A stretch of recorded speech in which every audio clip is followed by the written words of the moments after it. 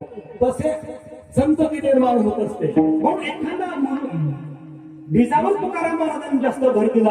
एखादा मुलगा खूप मोठा गुणवान तयार झाला, एखादा मुलगा खूप मोठा कीर्तनकार झाला, एखादा साधू झाला, तरी त्याच्या मोठेपणाचे गुणगान गायले, त्याच्या मोठेपणाचे गुणगान शास्त्राने गायले नाही. तुकाराम महाराजांना वर्णन केलं असेल कोणाचं, तर धन्य माता पिता कोणाच्या आपुल्या हिता जो असे जागता धन्य माता पिता तयाचिया.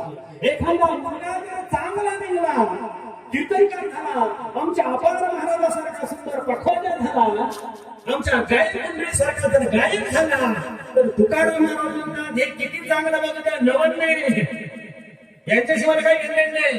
अरे ज्या आईने 9 महिन्याला दिवस आपला उतरात वाट वागवणार म्हणे धन्य धन्य जयाची खुशी ज्ञानदेव जन्मले. बरोबर ज्ञानोबाचं वर्णन करत असताना भगवान सांगतात रुक्मिणी माता संसारी ज्ञानोबा किती मोठे आहेत याच्याशी मला घेणं नाही. अरे पण जगाला तारणारा ज्ञानेश्वरी सारखा अलौकिक ग्रंथ लिहिणारा हिरा या रुक्मिणी मातेला आपल्या पोटात मामाने दिवस वागवला म्हणे धन्य धन्य जयाची खुशी ज्ञानदेव जन्मले. म्हणून भीत अत्यंत महत्वाचे आहे, संस्कार अत्यंत महत्वाचे. आता लोकांच्या डोक्यामध्ये फ्लॅट निघालं, शिक्षण इंग्लिश मीडियम, बस त्याचा मुलगा इथं जातो का आपला मुंबईला गेला पाहिजे, अरे दिल्लीला येऊन घाल, आणखी कुठे काशी कर, पण त्याच्याबरोबर संस्कार पण दे. लक्षात ठेवा, शिक्षण द्या, शिक्षणाबरोबर जर संस्कार नसेल तर नक्की तुमची जागा म्हातारपणा वृद्धाश्रमात आहे. पण त्या शिक्षणाबरोबर जर संस्कार असेल तर नक्की तुमचा म्हातारपण सुखाचं घेण्याशिवाय होणार नाही. म्हणून आज आपण पाहतो माणसामध्ये डोक्यामध्ये फाड निघाले की बघ शिक्षण, पण संस्काराकडे वळत नाही होतं, संस्कार त्यांच्या डोक्यात नाही.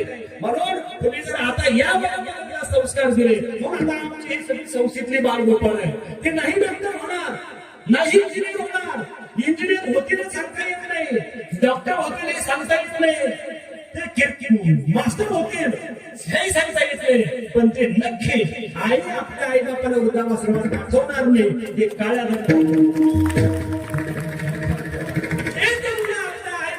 म्हातारपणातली काठी बनल्याशिवाय राहणार नाही.